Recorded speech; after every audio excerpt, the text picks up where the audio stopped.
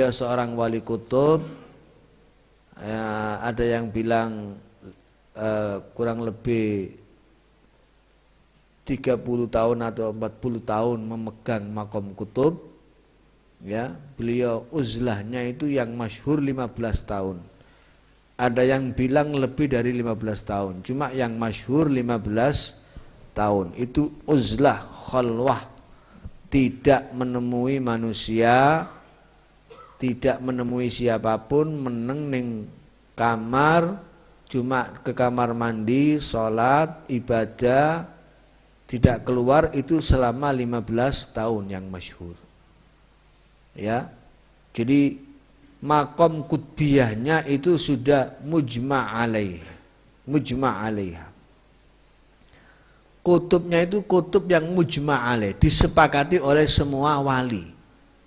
Tidak ada satupun yang menyangkal beliau itu wali kutub. Beliau tidak lahir di Yaman, tidak lahir di Hadramut, lahirnya di Indonesia. Lahirnya di Besuki. Okay. Zaman Ben Weru. Lahirnya niku teng Besuki. Di teng wetan. Jawa Timur di bagian timur wetan. Cuma usia kurang lebih 7 tahunan sudah dikirim oleh neneknya ke Siwun, ke Hadramut. Ya, di sana yang ngaji kepada pamannya Al Habib Abdullah bin Umar As-Segaf, kemudian kepada Al Habib Abdul Qadir bin Qutban, kemudian yang paling lama itu ngajinya kepada Sahibul Maulid Al Habib Ali bin Muhammad bin Husain Al Habsyi. Pulangnya ke tanah Jawa ini, ke tanah Jawa, kembali lagi ke Indonesia niku dibarengi dengan Habib Alwi bin Segaf As-Segaf Kebon Agung. Pulangnya itu bareng. Sama-sama nyantri ke Habib Ali Al-Habsyi Siwun.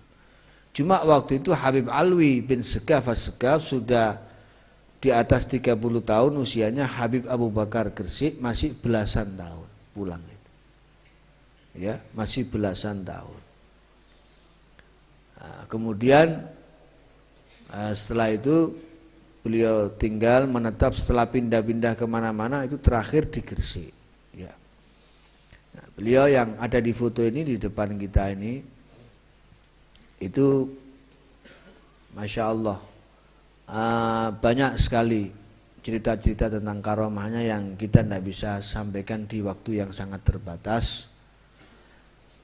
Cuma beliau itu terakhir memang beliau berdoa kepada Allah, minta diwafatkan umurnya kira-kira sama dengan Syekh Abdul Qadir Al-Jilani radhiyallahu anhu. Maka dituruti oleh Allah Ta'ala dungani wafati persis usia 91 tahun. Itu tahun 1958 Masehi. Wafat dalam usia 91 tahun. Tahun 1958 Masehi. 16 Dzulhijjah wafatnya, 17 itu jenazahnya. Satu-satunya jenazah sing teko omah dugi dalem niku, saking dalem medal teng njaba niku dikarak dengan tolak al-badru, itu jenazahnya beliau. Karena wasiatnya beliau. Beliau wasiat, aku nek mati metune jenazahku teko omah karaan nganggo tolak al-badru. Karena Kanjeng Nabi hadir, niati tolak al-badru nggo hormat Kanjeng Nabi sallallahu alaihi wasallam. Karena beliau orang yang punya makom bisa bertemu langsung dengan Kanjeng Nabi. Makom yang sudah sampai ijtima' ma'an Nabi sallallahu alaihi wasallam yaqadhah itu maqamun yatwil maqamati kullaha. Makom yang bisa menutup semua makom. Jadi kabeh wali zamane Habib Abu Bakar Gresik niku semua di bawah komando Habib Abu Bakar Gresik. Semua wali itu di bawah komandonya beliau. Jadi beliau rajanya wali di zamannya. Kabeh tunduk. Sampai Al-Habib Husain bin Muhammad bin Tahir Al-Haddad, Habib Husain Jombang, wali ini Allah niku nggih kali kakange Habib Alwi bin Muhammad bin Tahir Al-Haddad yang pesariannya ada di Bogor. Habib Husinnya ada di hidupnya lama di Jombang tapi pesariannya ada di Surabaya. Habib Alwi ada di Bogor. Habib Husin ini dengan Habib Alwi ini dua bersaudara. Sampai Habib Bakar dawuh maro'aitu akhwain ka'alawi wa Husain. Saya belum pernah melihat dua saudara seperti Alwi dan Husain saling menghormati. Kakangnya yang menghormati adik ini, si adik juga menghormati kakak. Sama-sama menghormati. Itu kalau sawan ke Habib Abu Bakar Gresik niku dari depan itu sudah merangkang. Mboten wani ngadeg mlakune. Jadi memang wibawanya luar biasa. Bahkan Al-Maufur lah itu saya mendengar langsung dengan telinga saya, bitalaki langsung. Al-Habib Husin bin Abdullah Segaf Gresik itu menceritakan kepada kami waktu itu dalam satu kesempatan, beliau bilang Habib Abu Bakar ini sudah makomnya berat, makomnya sendiri itu sudah tinggi, masih menjadi penitipan makomnya wali. Jadi ini ono wali wafat, kalau ada wali mau meninggal dunia itu dilihat anak cucunya ada ndak yang mampu menerima makam ini. Kalau dilihat belum ada yang pantas, belum ada yang mampu, itu dititipkan ke wali yang lain.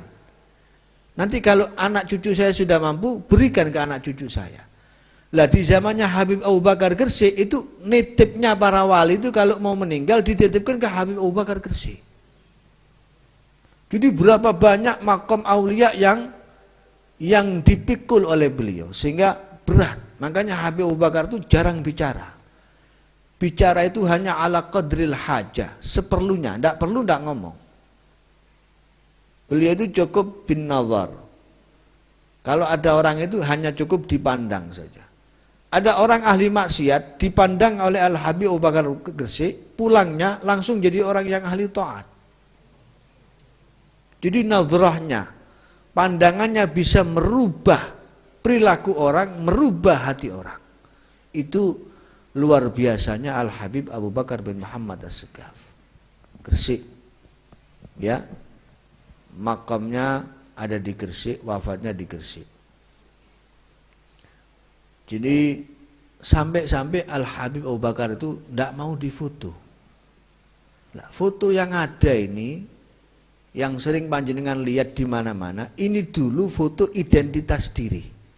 Karena zaman pemerintahan kolonial dipaksa harus foto untuk identitas diri.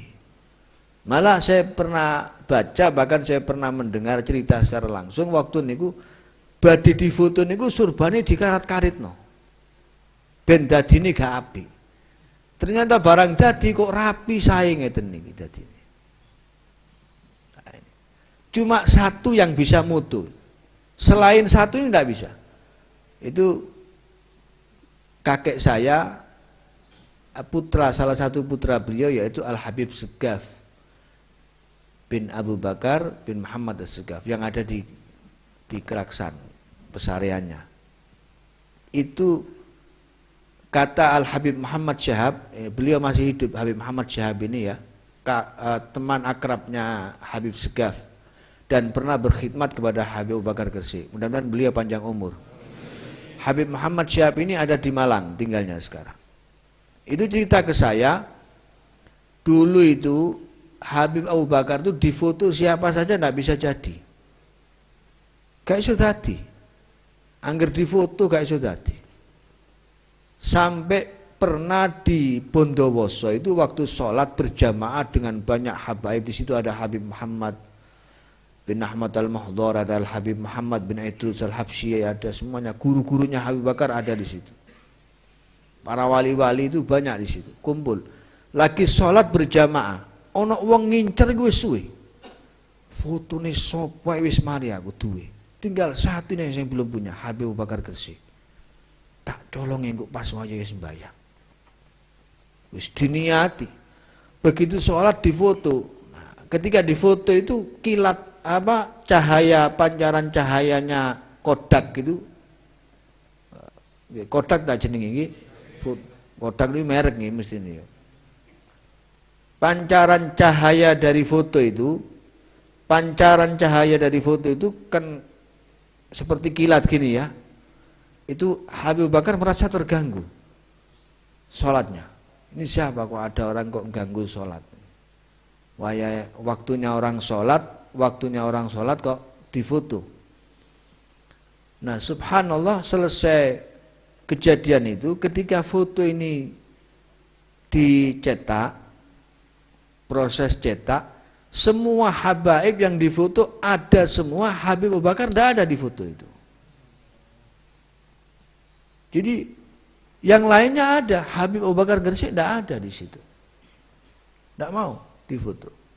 Jadi foto-foto yang selain yang ini, yang ada itu beberapa foto itu ada, tidak banyak ya, cuman beberapa puluh foto ya. Itu hasil jebretannya mbah saya, putranya beliau. Jadi kalau putranya sendiri yang moto, beliau tidak marah, tidak apa-apa. Ya diam aja, didiamkan. Dan jadi, nah, fotonya aja jadi. Ya, dan semua putra-putranya beliau, orang-orang yang Masya Allah disayangi semua oleh beliau, ya ada Habib Syekh bin Abu Bakar Gresik yang wafatnya di Sulu persis tanggal 12 Rabiul Awal wafatnya. Kemudian ada Al Habib Ali yang paling kecil, terakhir putranya itu Habib Ali.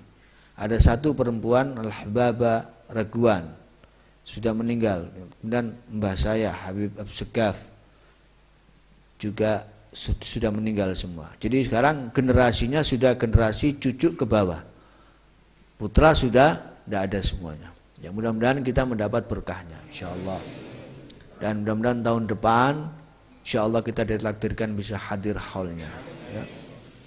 Sekaligus malam hari ini kita niatkan tahlil, kirim tahlil juga untuk akhina ipar kami yang meninggal beberapa hari lalu, ad-da'i ilallah Al-Habib Umar bin Abu Bakar bin Abdullah Al-Mahdhar.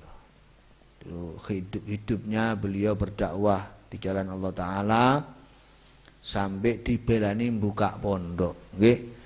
Namanya Pondok Riyadul Jannah, nggih. Sampai dibelani pondoknya gratis, gak oleh bayar, santri ini mboten sing bayar SPP, kuwatir wong tuane sambat, nggih, ditanggung kabeh. Sak guru-gurune bayar ditanggung toko duwite dhewe. Iki masyaallah Habib Umar ya. Beliau juga itu kalau bikin acara itu luar biasa ya. Saya sering hadir tiap tahun tuh ada acaranya besar, bikin Maulid Nabi Islam tanggal 1 Rabiul Awal istiqomahnya ya. Itu semua habaib, semua ulama yang hadir dikasih bisyarah sebagai ungkapan terima kasih. Tidak sedikit itu yang dikeluarkan uang. Semua dari uangnya sendiri. Jadi Masya Allah. Insya Allah kita yakin beliau saat ini sudah berbahagia, berkumpul dengan kakeknya. Kakeknya beliau dari arah ibu adalah Al Habib Ali bin Muhammad Al Habsyi.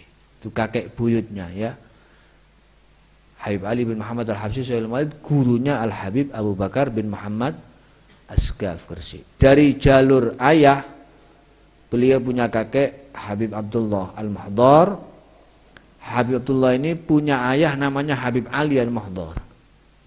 Ini yang jarang orang tahu. Kalau Habib Abdullah kan diholi tiap tahun ya, di Tapaan di rumah mertua kami.